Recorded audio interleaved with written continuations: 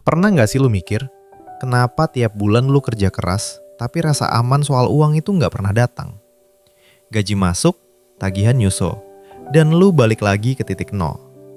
Pertanyaannya sederhana, tapi nyentil.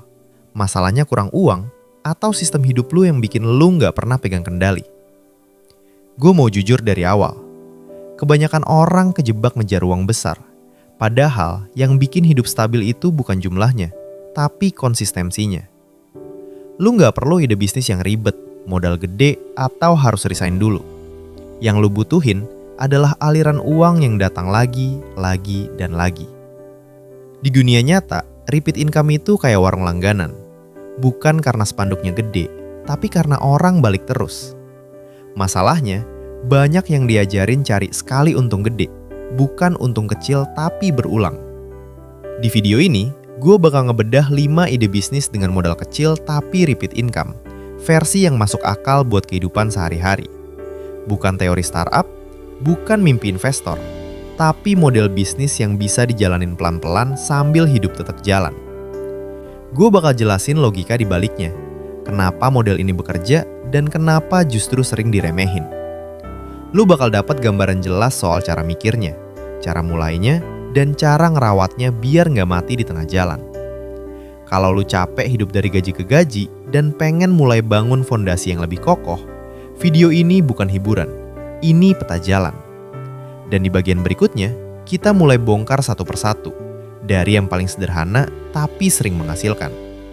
Kalau lu siap, kita lanjut.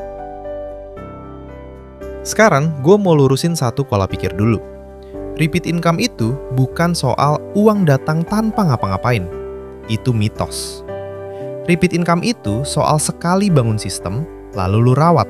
Bukan lu jual tenaga tiap hari dari nol. Ibaratnya kayak nanam cabai. Capeknya di awal, nyiapin tanah, nanem, nyiram.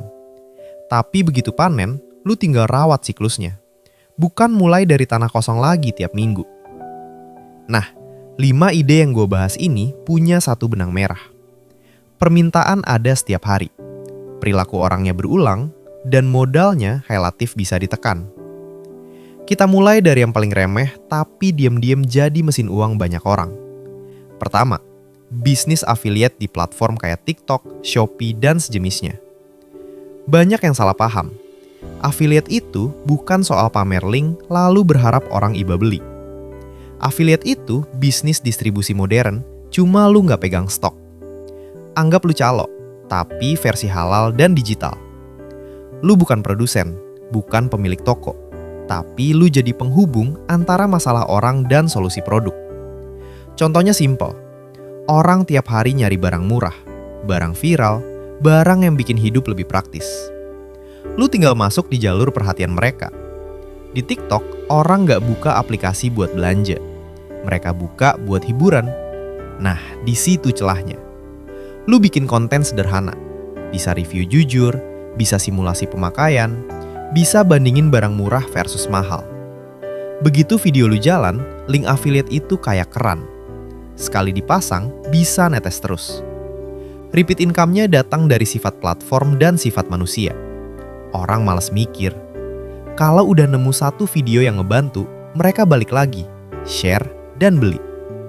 Modalnya apa? HP, waktu, dan konsistensi. Bukan studio, bukan kamera mahal. Yang bikin gagal biasanya satu. Orang kejar viral, bukan kejar kepercayaan. Padahal repeat income itu lahir dari penonton yang percaya, bukan penonton numpang lewat. Sekarang kita geser ke ide kedua, yang relevan banget sama kondisi lu. YouTuber faceless. Gue mau bilang ini blak-blakan. Wajah itu bukan aset utama. Aset utamanya adalah struktur berpikir. Banyak orang ngerasa nggak pede tampil. Takut dinilai, takut ngomong belepotan, takut salah. Padahal YouTube nggak peduli lu cakep atau enggak. YouTube peduli satu hal. Apakah orang nonton sampai habis? Channel faceless itu kayak warung tenda malam. Nggak mewah, tapi rame karena rasanya pas dan konsisten. Lu bisa pakai suara, teks, visual sederhana, bahkan slide. Yang penting sudut pandangnya tajam dan dekat sama realita. Repeat income dari YouTube datang dari konten yang evergreen. Topik yang ditonton hari ini, bulan depan, tahun depan. Bukan gosip, bukan tren sesaat. Misalnya edukasi finansial, bisnis, mindset uang, atau solusi masalah harian. Sekali video naik, dia jadi aset, bukan posting lalu mati. Orang sering salah kaprah. Mereka pikir YouTube itu soal subscriber. Padahal uang datang dari retensi dan waktu tonton. Lu nggak perlu jutaan penonton. Lu perlu penonton yang balik lagi. Makanya channel faceless cocok buat repeat income. Lu bisa produksi sistematis, konsisten, dan scalable. Satu format bisa diulang dengan tema berbeda. Capek di awal itu normal. Tapi setelah 20-30 video, lu nggak lagi bikin konten dari nol. Lu tinggal replikasi kerangka. Sekarang kita masuk ke ide ketiga yang kelihatannya biasa. Tapi kalau lu ngerti logikanya, ini mesin uang harian. Jual es kekinian dengan target pemasaran online. Banyak yang gagal di bisnis minuman bukan karena rasanya, tapi karena mikirnya masih offline. Padahal sekarang, keputusan beli itu dimulai dari layar, bukan dari kaki melangkah. Es kekinian itu produk impulsif. Orang beli bukan karena butuh, tapi karena kepikiran. Dan rasa kepikiran itu lahir dari konten. Target lu bukan orang lewat. Target lu orang yang lagi scroll sambil capek, panas, atau bosen. Lu bikin konten sederhana. Proses bikin es dituang, topping jatuh, gelas dingin berembun. Itu semua bahasa visual yang otak manusia pahami tanpa mikir. Begitu orang save, share, atau komen, algoritma kerja. Besoknya bukan cuma satu orang yang beli, tapi lingkaran kecil yang berulang. Repeat income-nya datang dari kebiasaan. Kalau rasanya konsisten dan gampang dipesan, orang bakal balik. Apalagi kalau lu main di jam-jam tertentu, sore ke malam. Modalnya relatif kecil, bahan bisa disesuaikan, tempat bisa sederhana. Yang penting sistem pesanannya jelas dan responnya cepat. Masalah paling sering, orang fokus di menu, lupa bangun ingatan. Padahal orang nggak balik karena menu panjang, tapi karena satu minuman yang, oh iya, yang itu enak. Di 3 ide ini, lu bisa lihat polanya. Bukan soal besar-kecilan, tapi soal memahami perilaku lalu masuk di celahnya. Sekarang kita masuk ke 2 ide terakhir.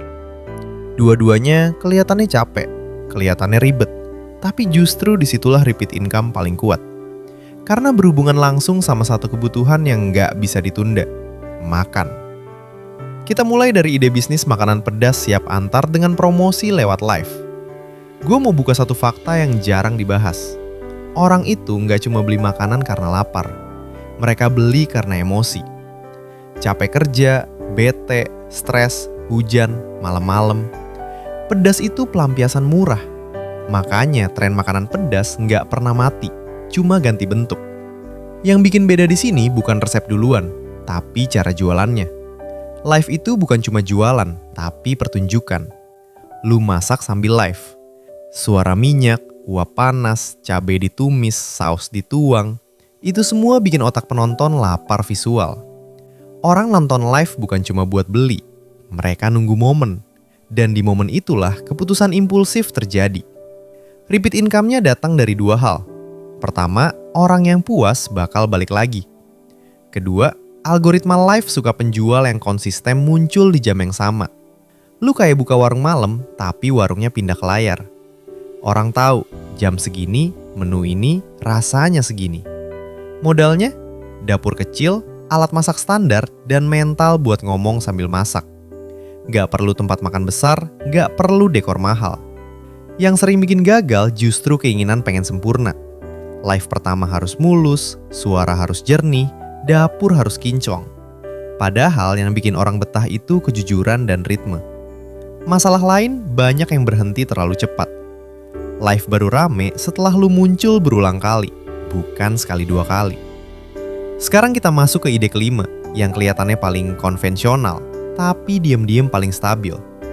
Rumah makan dengan model prasmanan. Lu pernah mikir gak kenapa rumah makan prasmanan itu jarang sepi? Bahkan di jam nanggung tetap ada orang masuk. Jawabannya bukan cuma karena makanannya, tapi karena psikologi pilihan. Di prasmanan, orang merasa pegang kendali. Mereka milih sendiri. Mau nasi dikit, lauk banyak. Mau sayur doang? Boleh. Rasa bebas milih itu bikin orang lebih puas, walaupun secara harga kadang gak murah. Karena kepuasan itu bukan dari kenyang doang, tapi dari keputusan. Dari sisi bisnis, prasmanan itu efisien. Menu bisa disesuaikan, porsi bisa dikontrol, dan sisa bisa dimanajemen lebih rapi. Repeat income-nya datang dari kebiasaan. Orang kerja bingung mau makan apa, dan otaknya langsung inget satu tempat. Bukan karena paling enak, tapi karena paling aman. Yang jarang dibahas, prasmanan itu menekan drama. Gak ada lama nunggu pesanan, gak ada salah order. Orang datang, ambil, bayar, duduk. Putaran meja jadi cepat, volume jadi tinggi. Modalnya memang lebih besar dibanding ide sebelumnya, tapi risikonya lebih terukur. Karena lu jual kepastian, bukan sensasi. Kesalahan paling umum di bisnis ini adalah terlalu banyak menu. Padahal yang bikin balik itu konsistensi rasa dan ritme buka, bukan variasi berlebihan. Kalau lu tarik benang merah dari 5 ide ini, ada satu pola besar. Repeat income itu lahir dari perilaku yang berulang, bukan dari produk yang canggih. Affiliate, konten faceless, minuman, makanan pedas, sampai prasmanan. Semuanya hidup karena kebiasaan manusia. Di bagian berikutnya, gua bakal turunin semua ini ke langkah nyata. Bukan konsep, tapi action plan. Apa yang lu lakukan minggu pertama, kesalahan apa yang harus dihindari, dan gimana cara bertahan waktu sepi. Kalau lu mau bukan cuma ngerti, tapi jalan, kita lanjut ke penerapan praktis. Sekarang kita turunin semuanya ke tanah. Karena ide tanpa eksekusi itu cuma bikin kepala penuh, tapi dompet tetap tipis. Gua mau lu pahami satu hal dulu. Tujuan awal lu bukan langsung besar. Tujuan lu adalah bertahan dan berulang. Minggu pertama, jangan mikir omset, mikir sistem. Kalau lu pilih affiliate, tugas lu cuma satu. Bikin satu jenis konten, satu masalah, satu solusi. Jangan lompat-lompat. Hari ini review, besok joget, besoknya motivasi. Misalnya lu fokus ke alat rumah tangga murah. Bikin konten tiap hari dengan format sama. Sudut kamera sama, durasi mirip, alur cerita konsisten. Kenapa? Karena otak manusia suka pola. Algoritma juga. Setelah 7-10 hari, lu bakal lihat pola video mana yang disimpan, mana yang dikomen. Disitulah repeat income mulai tumbuh, pelan tapi nyata. Kalau lu jalan di YouTube faceless, fokus lu bukan upload banyak, tapi upload teratur. Satu video tiap minggu, tapi niat. Bikin satu template naskah. Pembukaan, konflik, solusi, penutup. Lu tinggal ganti topik, bukan bikin ulang struktur. Ingat, YouTube itu arsip, bukan etalase sesaat. Video hari ini bisa bayar kopi lu tahun depan. Sekarang ke bisnis minuman dan makanan. Kesalahan paling sering adalah pengen langsung rame. Padahal yang lu butuh itu pelanggan pertama yang balik. Satu orang yang beli lagi itu lebih berharga dari 10 yang cuma lewat. Di es kekinian, tentuin satu menu andalan, bukan 5. 1. Bangun cerita di sekeliling menu itu. Kenapa dinginnya beda? Kenapa manisnya pas? Kenapa cocok diminum jam tertentu? Di makanan pedas, tentuin jam live yang sama setiap hari. Misalnya jam 7 malam. Biar orang rasa, oh ini yang biasa live jam segini.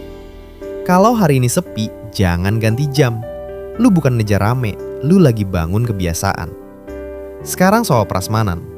Di sini kuncinya bukan promosi gede, tapi konsistensi buka. Banyak tempat mati bukan karena nggak laku, tapi karena nggak bisa ditebak. Hari ini buka, besok tutup. Minggu ini ada menu, minggu depan beda rasa. Prasmanan itu bisnis kepercayaan. Orang datang karena yakin. Dari sisi mental, repeat income itu bikin lu napas lebih panjang. Lu nggak lagi mikir uang besok pagi, karena lu tahu ada aliran yang bakal datang. Tapi gue juga mau jujur, bakal ada fase bosan, fase sepi, fase pengen nyerah. Di titik itu, jangan ganti ide, ganti cara melihat. Lu bukan gagal, lu lagi nanam.